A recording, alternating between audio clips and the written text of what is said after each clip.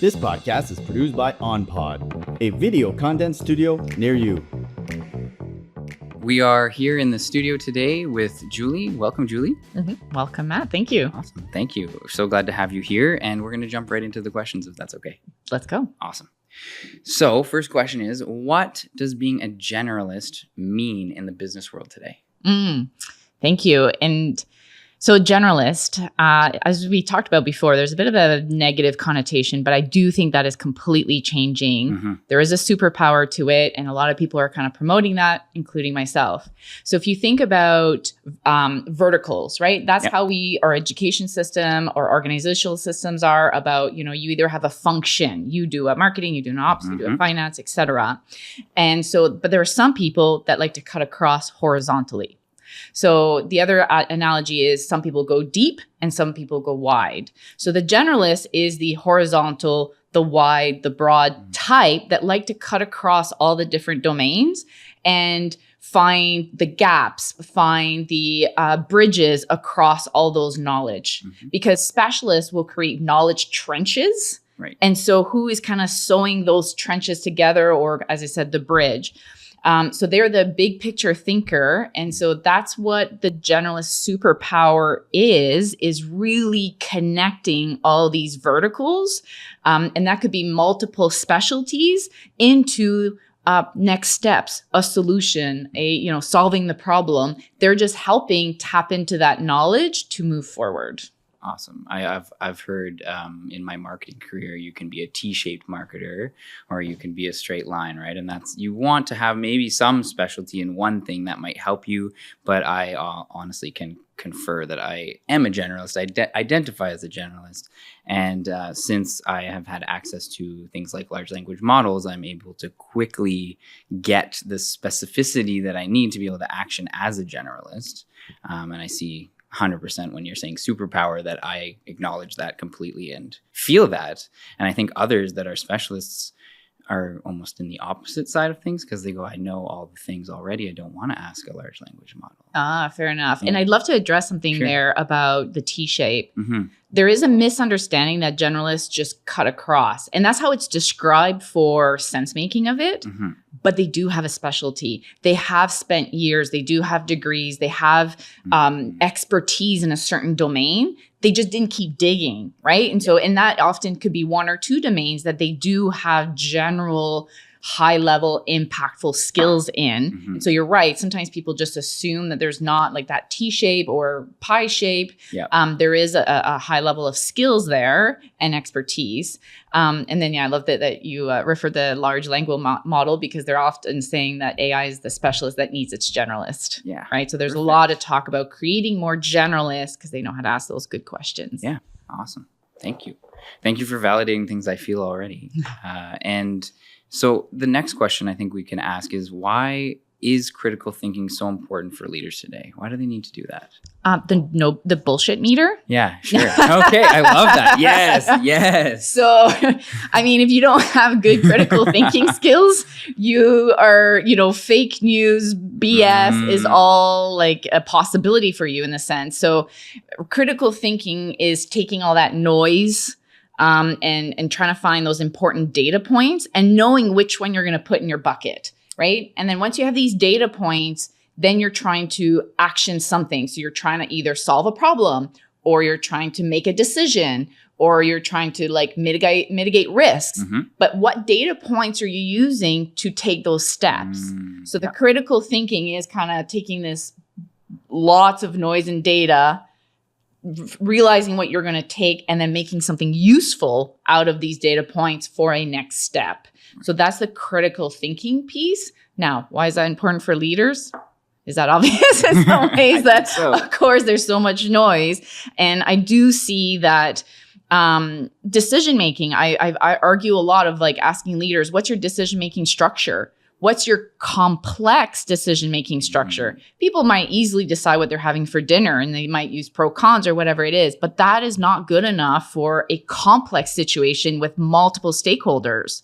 And the ability to describe that process, I'd say, is not as frequent as I think it should be for this world. So that's why I think with the critical thinking, also helping them move forward Yeah. is what is so important in understanding those steps. Beautiful. And I think that might then play into the idea that that's how they can create their strategies. That's how they can build, by having the critical thinking to understand the decisions that need to be made and why that will lead them into needing a strategy, a direction to answer those questions better and to know what information to look for. Yes, thank you for adding that element about strategy, because that is the work I do. And the thing is that we want leaders to spend more time on strategic thinking. Absolutely. Period. Mm-hmm. And I'll say it now. If you're not spending 10 to 20% of your time on strategy, good luck with the AI world, because you need that strategic thinking of what the heck are you going to do with this AI thing? So do you have that habit now of thinking strategically, having processes in place to make the plan, the growth plan for your business, the go-to-market plan for your business? What is that process looking like right now? Mm-hmm. And so it depends where you are on the spectrum. You need good critical thinking skills in order to have a good strategy in order to move forward and have this like future of work decided, or not decided, but the ability to move your business forward in this future. Beautiful. I think honestly how I'm thinking about it and summarizing that for my own take back is that basically the world needs critical thinkers and leadership so that we can have progress and actually design the world the way we want it to be, as opposed to accept it as it comes. Yeah. Yeah. Can I plug in something? Yeah, please. One of the challenges I see, and I've been doing this for 20 years, every leader thinks they're already good critical thinkers. So there is a bit, they're successful, AKA they're good critical thinkers. They must have done it. They must have. I am already good at decision making. I am already good at risk management. Yes. Yeah. Of course, we're not taking that away. We're saying, don't stop there. Yeah. Appreciate that there's more you can do. Appreciate that there's a refinement to your thinking structures that can help you navigate the world now. Yeah. You see a lot of leaders are stressed, right? Are really a challenge with the complexity and the chaos and et cetera. So why is that? It's because sometimes you're not quite sure how to navigate them moving forward. Right. So my plug-in is appreciate that maybe if you have these thinking structures, you have a way of dissecting things that makes you feel better moving forward through this world that we have. It's going to help you be confident in the strategies that you, or the decisions that you make, because you know you've taken strong account of what needs to happen, and you've done this before. You're good at it already, but now you also have a name for it. You also have a page to look at. Yeah. Yeah. And I think that's one of the questions. I think it says, what do you mean helping leaders act confidently? And you just hit it. Hey, right? If you know that you took the right data through the noise, you know you put in this jumble machine of a structured process that allows you to make the best decision moving forward that you can at that time. That's acting confidently that you did everything you can. Absolutely. I think when you're taking risks, you need that to be able to be okay with it. I see that in my own life. If I've prepared as much as possible for the thing and I make a mistake, well, then I know that I prepared as much as possible and that's what was going to happen. And that's okay. It's more okay if it doesn't go right even. I think what I'm thinking about is that it's probably more likely to go right for them, but also if it doesn't, there's a reason to not feel as bad about it because you've really considered everything and you've done your best. Yeah. And I think we talked about that. That's some of your specialty, right? It's a huge learning opportunity. And I think it's understanding if you consciously go through it, you consciously know which levers you're going to push and pull, and you're going to make conscious trade-offs, then great. And then that's part of what leaders could do is then like circle back and go, okay, what could I have done better perhaps in the future, right? And understanding maybe where, well, we all have it, bias might have come in, right? Or ability to understand how the specific steps that may have been stronger or more inquiry, et cetera. But to your point, if it failed, it's just a great opportunity to review and improve. Continuous improvement. Amazing. I love that. Yeah.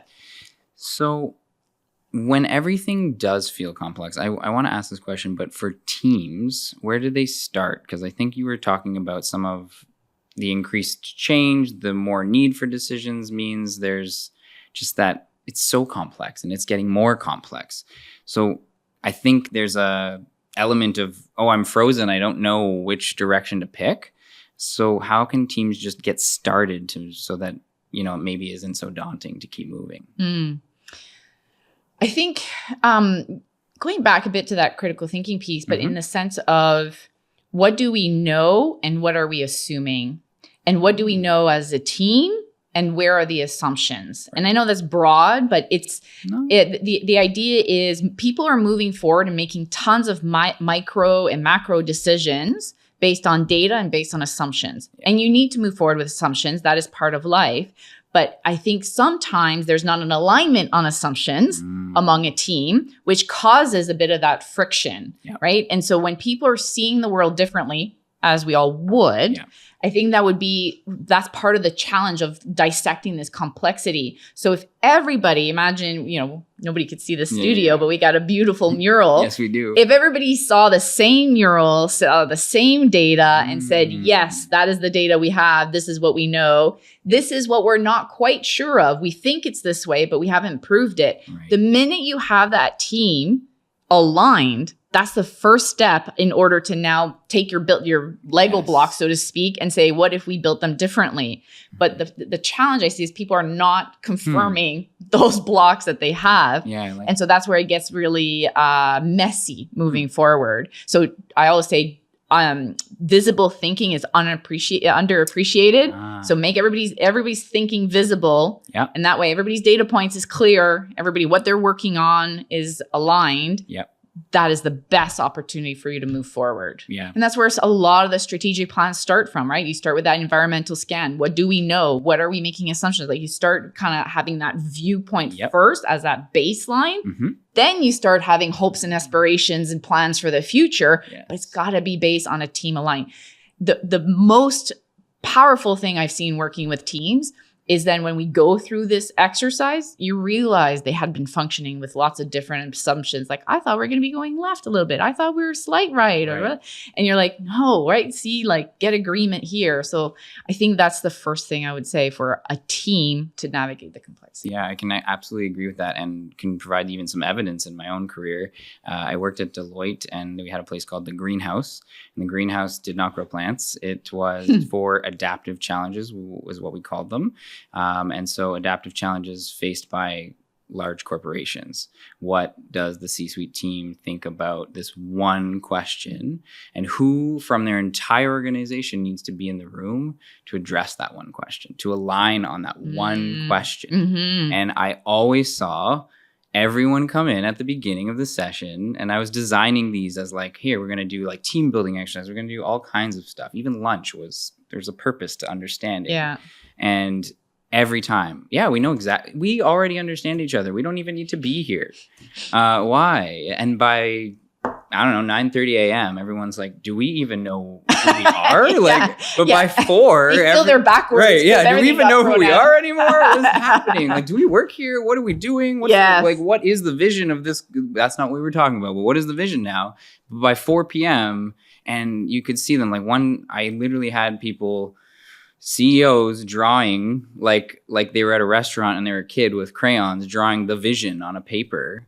And they were like, why am I doing this? This is I should not be doing this. But guaranteed everyone held up their picture and a picture's worth 1,000 words. So you could see where they weren't aligned. And so I'm just pointing it out there that I've seen it 100 times, exactly what you're describing, which is, and people need that little bit of a nudge to try things and do things slightly differently so they can really get aligned on those big questions, those big issues. And that's the strategy moving forward, right? It was usually like, what is the one thing we need to do as a business to ensure we succeed in the next 5 years? That kind of thing. I love your example. And I love that specific example. I'll just add one that's been like just tickling me and kind of like really interesting is the intake of companies that are helping you with your meetings. So meetings is something that I would say has been a long time assumptions of leaders and organizations of like, well, we know how to meet. Right? Yes. And now it's just being thrown out the door, right? I think at one point is that Google that like cleared everybody's calendar. Like everybody's just reimagining what it is. A meeting and how we do it. So it's kind of, again, moving back, like we all have this assumption of how it is and it's okay. But I think now a lot of things like that are getting re-questioned. True. And I think that's sometimes we have to kind of go back to basics. It's important. Yeah, we need to go back there and figure that out. And I am a big fan of changing the meeting or having the meeting adapt in some way, shape, or form, because we all know we fill the time that we give. And so, I usually make my meetings 15 minutes because that's going to help us get there quicker. There you go. So I see that a lot. In this one, and I think there's something here around the changing of meetings and other things that might be patterns that are coming up. What might be the value of seeing those patterns and addressing those things, that others might miss, or even just ahead so you can share with them? What is that real value there of addressing things like the certain meetings are changing, or what is the culture shift? I won't be able to quote stats off the top of my head right now, but the percentage of big projects failing, right? It's like 70 to 90%. And so and that's a big project. Now think of all the other more mini initiatives that somehow a lot of people do a lot of work, very meaningful work, but maybe they're working on a two-legged stool. Yep. And it's their best two legs, but if you're missing that third, it's just gonna miss. Right. And so I think that is the value of seeing, and I'll say that the generalist, very, very annoyingly so, will sit in a meeting and go, but why are we doing this? Shouldn't we add this piece? Or it'll never work because of this thing. And if the person is not seeing it that way or have spent a lot of time and effort, it's hard to digest, right? It's hard. And so that's why I also call generalists shit disturbers, because they do, right? Yes. But in the best way, and they should be listened. And so I think that's where, the minute you start seeing those patterns, then you're able to have your project success increase. Second thing is, I would say generalists are also futurists. Yeah. They definitely see certain patterns that maybe, is not in the wheelhouse of others to see. Again, that's their superpower. But by assembling certain patterns, they could see where things may fail in the future, right? And so sometimes they'll say, hey, and the analogy I keep using very easily is like, hey, the train is coming. And people are like, what train? No, there's no train. We're fine. We're okay. No worries. It's not going to hit us, right? Yeah. And then you come to that day and then the train does hit, and then you have these kind of superhero helicopter fly in, fix things, crisis response, and then they're okay, we're good. Let's go back. And so I think the ability is of seeing these patterns is maybe avoiding these kind of like reactive crisis response scenarios. And we all know we are quite reactive. And I think that's the opportunity now to spend less time reacting, more time planning for the future and doing the things that we need to be doing. Yeah, I really love that. And I think you've alluded to kind of some of this. And I think I face as a generalist sometimes when calling out, have we talked to this person at the meeting where we're supposed to be approving something? It's always like we're trying to move the agenda forward. Yes. But I feel as someone who asks those questions, it's like, can we just not ask that question and move forward anyway? And then I call those like micro failures, like the ability to not see it. And then you get 15 of them compounding, you get your train wreck, right? Like it does seem like so I'm aligning with that and really feeling that because it happens. And why do you think, other than maybe, is there another reason to avoid the difficult conversations other than that from leaders? Because I'd love to know what they're thinking in terms of if it's just about getting the approval or if there's other things that makes life more difficult. I don't know. You seem to have more conversations with them maybe about this kind of thing. So is there something there that there's an avoidance of these difficult conversations? I was going a little bit somewhere different. What you're saying is, sure. I would say is appreciate the Matts in the world of the meeting and the generalists. Because let's say what happens is right now they're in a role, right? So they're in the box over here And so at some point they're brought into this meeting and they'll say, hey, have we talked to that person? Maybe they weren't involved with earlier on because they're in that role over there and you have nothing to do with what we're doing, but you're just at this stage. Yes. So I think there's a bit of an appreciation in involving the generalist earlier. Yeah. So you don't get that last hour, hey, did we think about this? And so if you set up your project teams very deliberately, and yes, we have that from the multiple stakeholder view, but we go so functional. Oh, we're having this project. We're just going to put a marketing person. We're going to put this person. We're going to put that person. Yes. In there, I would say intently put a generalist where their sole purpose is to ask those annoying questions very early on so that work would have been done. Right. And I think that's the appreciation of what that could contribute. I think too often they're put in after the fact. And I think that's happened to me where I was put into a project team, lack of a better word, to be the scribe in order to understand what the experts are doing, right? All these risk experts, we're going to put together the risk framework. You're over there, so you're going to provide the training afterwards of what the experts decided to do, right? But lo and behold, I'm the one that teased it together because I'm able to correlate what the different silos were doing and put it together. Luckily, I was in that meeting. But if I would have been brought in after and said, here's your training, I would ask a bunch of questions and that would have not went well at all. Yeah. So I think where I thought you were going is involve them, be deliberate of identifying and involving them early. So those difficult questions are avoided. Now, if that doesn't happen, because the other part is a lot of the generalist work is invisible, right? They're not the one that will have programmed the code at the end or deliver the marketing plan or the financial budget or whatnot. They're the ones in the behind the scenes kind of making sure that, as we said, like things didn't get missed. So a lot of their work is invisible in some ways. And that's the big gripe about generalists. Yeah. And so, how to, once they get to that table and ask those questions, I think it's just honestly check the egos. At the end of the day, it's just it is a bit of we're trying to rush through, tick a box. My ego's hurt because I didn't think about it. Yes, sometimes, and I've learned that myself, the generalist has to deliver it maybe in a way that is more conducive to be received.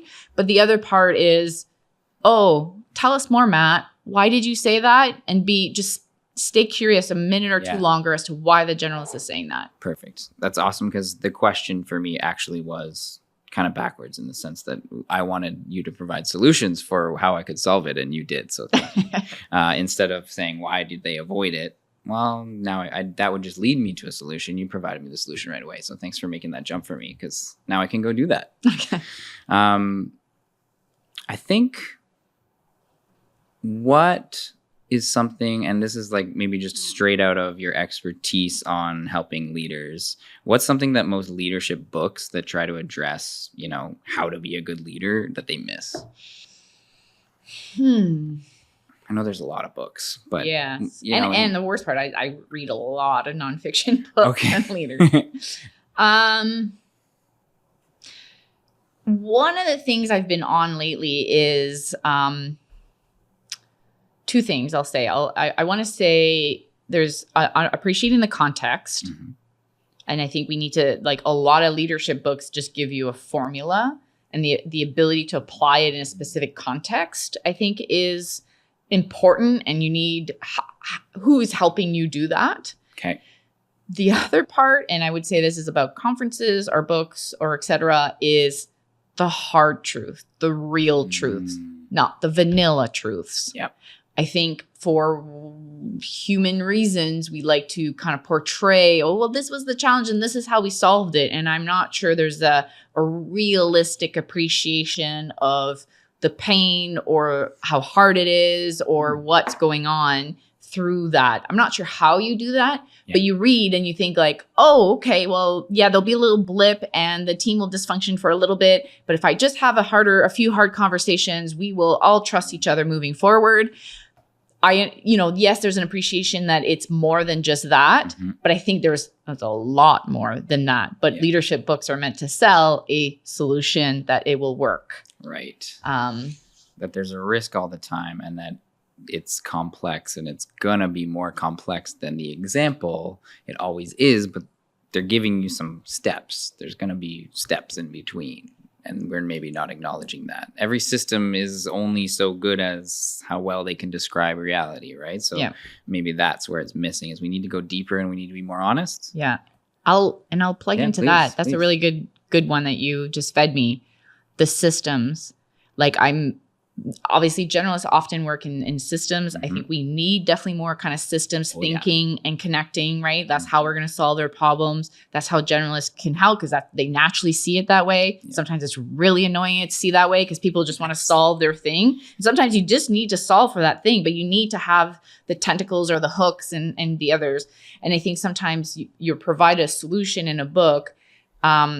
They don't have enough space or time, I get it, to see how it works in the bigger system and how it could connect really well for sustainability, right? And I think the sustainability part is huge. Yeah, that's awesome.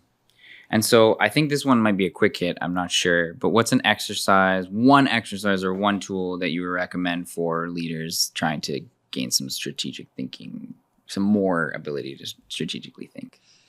Yeah, I think, a lot of people want, name me this one tool, and then they want to go and run and then look it up and try to practice it. I think something that's been so helpful for me, and it's so simple to do in theory, you just have to do it, is back to we were talking about that iterative process. So when you make a decision, how often do you go back and check in your criteria, assumptions, and how you went about that decision? Or often what I did so often with my CEO, I would just sit in the room and we're about to talk about something, and I would establish my answer and my reactions and how I would make the decision ahead of then hearing from the other leaders or the CEO. So I would just sit there and go, okay, I would consider this, I would do this, I would ask about this, I would do that. So I already had that, and then I would watch the CEO respond, and I'd be like, check. Oh, I missed that one. That's a good one. Right. And I think that's so easy to do in the meetings. It does need you to prepare a little bit more, or actually do that very engaged thinking, right? Like you're listening really about what the issue is. You're thinking quickly of how you would do it. And this is also a great speed test, right? You could think about it ahead of time if you have the opportunity. If you don't, you're doing it in the meeting and then really listening and checking in versus just this knowledge. And okay, this is what he's telling me or she's telling me to do. You're actively saying, this is how I would be. So thinking like the CEO, so to speak. I think that is what has been hugely beneficial, because it also helps grow my own confidence that I could have made really good decisions like that leader in their shoes, that I considered everything, all the same criterias. So I think that's, again, I don't know, maybe there's a framework or a tool that you could go call if somebody's labeled it something, but as a baseline, that's what I think has been very powerful. That makes a lot of sense. I definitely connect with the continuous improvement. And I think leading back to exactly what you said is that in that continuous improvement, people think, oh, well, I had a meeting and we talked about how it went. And that's good. That's continuous improvement. But what did you do after you talked about how it went? What did you change? What did you actually implement? And I think it's sometimes, I at least observe, that it's because there's just so much to do that becomes a thing that doesn't directly and immediately impact the bottom line or the business output. Because, well, it might be better if we do it for 2 years. And so I'm drawing that line to say, what might be a belief about leadership that you think needs to change? On the idea that there's one that I think, and I mean, you could play along to that too and extract it in your own words, but I think that's something for me that I think making the time and giving the time, not to leadership to think, is something that they appreciate when they get it. But they don't have all the time, and they're constantly running around, going and moving. So, while you were talking, I was like, oh, what I'm describing can be put a little bit in the system 1, system 2 thinking.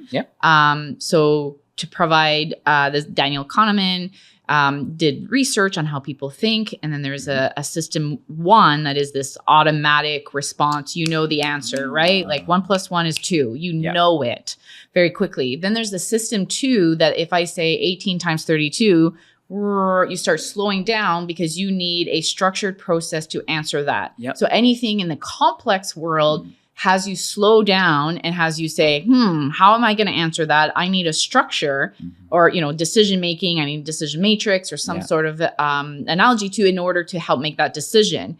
And so now it's understanding that your work is based on system 1 and system 2. I'm checking emails, I'm driving to work, I'm talking to somebody, like things that are on autopilot is easy. And we need those. Yeah. And then there's system 2 that needs you to really think through it and have models and frameworks and structures in your head. Yeah. And so what I'm saying is when you're in that meeting, don't be in system 1 mode where you're just acknowledging, be in system 2 mode where you're trying to find, again, a model, a structure, a framework, or how you're going to go through that, the criteria you're going to use. And I think what happens is the more you use your system 2 in certain scenarios, they become a system 1. So the more complex decisions or how to go about things, once you do them, then it's a lot easier. And I see that, again, it's been 20 years. The minute people talk about these really complex decisions, I'm like, boop, boop, boop, boop, boop, boop, you boop, can boop, do it. boop, Yeah. boop. I'm not saying I have the data points. You fill in the data points, but how we're going to go about that? Once we have the data, it's just again structuring it. So that's how I would say is the more of the system 2. Now to go back to your exact question, which was it was just really about what's a belief about leadership that you think needs to change, and I think you've stated it largely in the sense that people need to. Maybe it's usually about that quick answer and we need to pause. I think you're saying that there needs to be that systems 2 integration and that then you will get faster. Yeah. So, and I would say appreciate, right? Back to the critical thinking strategy piece, which is part of a system 2 thinking. Appreciate you can do more. As I said, I have solved huge decisions from a business models, which millions are going to spend here or there, major kind of risks to national security, et cetera. I've done those. And the thing is every time I'm presented with a new scenario, I was like, this is I see the learning opportunity. Ooh. And so I guess it's just appreciating it's a bottomless pit. Yeah.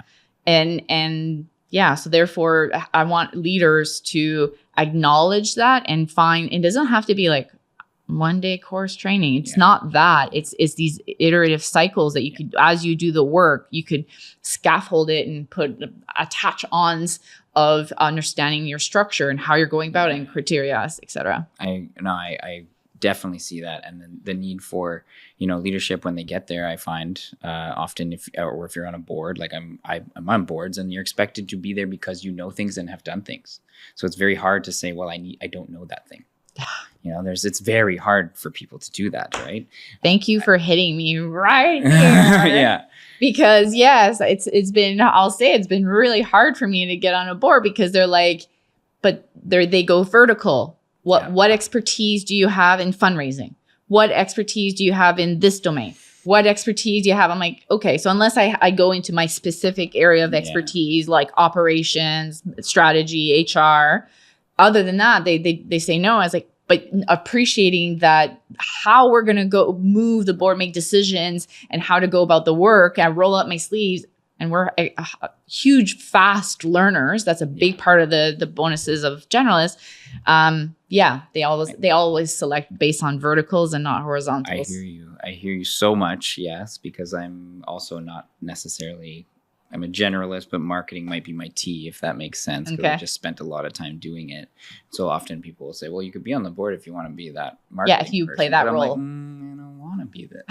I want to ask good questions. That's all I want to be able to do. I want to understand the finances. Yeah, tell me all of this. Sometimes I say I'm unemployable because somebody, there was a discussion about a role. Somebody approached me and I was like, oh, I'm going to drive you crazy. You want to put me here and I'm going to be asking you about the strategy there and what that person's doing. How is that linking over there? And what are you guys doing here? What's going on? And honestly, the value will be there and they'd see it, but they might not see it right away. Right. It might be hard. And so I want to identify something, which is that clearly you are a generalist, but also you are demonstrating T-shaped abilities and very, you have demonstrated, a lot. You're teaching me things in this session. Thank you so much. Giving me things I can walk out into the world now and just input and be better. So I really want to thank you for that. How did you get there? How do you know these things in such a deep way if you are a generalist? I'm kind of asking in that way. How do you get the deep domain knowledge if you naturally tend to be a generalist? Yeah. So the first thing is curiosity. I'll say curiosity and breaking norms. Yes. I love it so much. So I always did a follow my nose of what makes sense. What do I feel like learning? You know, what's happening over there? And I would just go there. And sometimes I was allowed to go there, and sometimes that caused a lot of chaos going there. But I didn't stop at that. You know, for whatever reason, people said no, or our rules don't say that, or why are you part of that team? And I'd just be like trying to find my way and do that. So I think there's a part like a high curiosity of how the world works, how things connect, deep learning. So that's done that. And then followed by just like every job I had in the past never existed. Wow. I just... You just made it up, and then, yeah, wow, and that's incredible. I love it. I love that. So I remember doing something at one point. My boss just looked at me and goes, "This is why I love you, and this is why I hate you." Because what I did made a lot of sense, but of course, because it wasn't the norm, then everybody else was like, "Oh, she did this," and da da da. But it was needed. It was just understanding a little bit the org way of going about doing things, and so yeah, I think.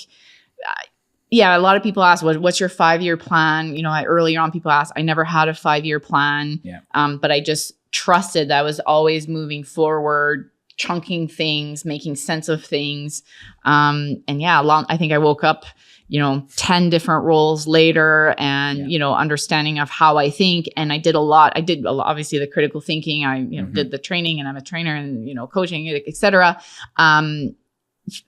That helped me then say, okay, this is how I navigate the world now, and wear that hat proudly as a generalist. Yeah, awesome. I think I believe in experiential learning greatly, and I think that's some of how great way happens, of saying it. Yes.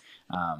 Everything that I've experienced has added to my decision-making ability to have that reference point to go, oh, well, that happened like this. And when you can, to use the term, maybe generalize those instances a little bit, make them a little cloudy, then you get to see even more how something else can overlay, and you can keep adding to it. And then you can make decisions like you're saying, by you see all of the different experiences that kind of look like this, but oh, what about that one? And oh, we haven't thought about this. And last time Project 7 had a little bit of that. So we need to ask about it. Yeah. Am I getting there? Yeah. Yeah. And I want to add a little bit what you touched about, those various experiences. Sometimes they really benefit you in your career, in your life. You just don't know at the time. Yeah, exactly. It's way later, right? I finished engineering school. I had the engineering job, with the pension and good job. Nice. And I left to go teach in English in Korea. And I remember my boss said, "You will never work as an engineer again. You're ruining your career." Wow. Yeah. So teary-eyed, I left. I went to teach English, and I had a great time. And I learned a lot about myself and different cultures, et cetera, et cetera, et cetera. Moved back and got my engineering job because I was a teacher, right? And so she says she loved that combo. But at the time I did it, and even coming back, that wasn't obvious at the time. Yeah. And so I think people will have lots of various experiences, and sometimes they overthink it of like, well, if this equals this, then I need to get this. And they see this linear path of building up things. And it's okay to go over there, and it may not make sense at the time, but if that's what your your passion or something's drawing you to that, it will play out. It will be combined in a great opportunity, no matter what that looks like. That's awesome. I've heard a quote about, the river flows where it flows. Okay. And so you follow, and you always end up at the body of water. You always end up where you're supposed to be. You just kind of flow down there. Yeah, it does need you to be honest with yourself, have some core values, and not let the external factors influence you too much in order for you to follow that intrinsic path. Yes. Intrinsic motivators, not extrinsic. Yes. So then my last question, and thank you so much. I've had a great conversation. I told you I'm learning things, and I'm going to. No, thank you. Thank you for all the questions. But what is one person, and I know this is a tough one, but what is one person that has changed your life, and maybe a little bit of how they did? No. Can I pick two? You can pick two. All right. So the first person I have to have a shout out for, and I will go away from like the parents and all, the support network that were foundational. But in terms of my career, my mentor, and I will say Ken Andrews. Part of fighting the system, he was teaching as replacement for sabbatical. So he was just doing one course at University of Ottawa when I was doing my master's. Wow. And I enjoyed working with him. And I said, okay, I want to do a thesis with you. And then the school said, no, you can't because he's not a full-time prof. Well, I said, well, BS to that. What, they have to grade me? He agrees to grade me? Like, who cares here? Just because he's not a full-time prof, this is what I want. This will be beneficial. And so then I kind of did a thesis with his business, and that opened the door so much. And now 25 years later, we are still in touch, and he has predicted every step of my career. So every time he would help coach me in the moment I am, he says, you're not done.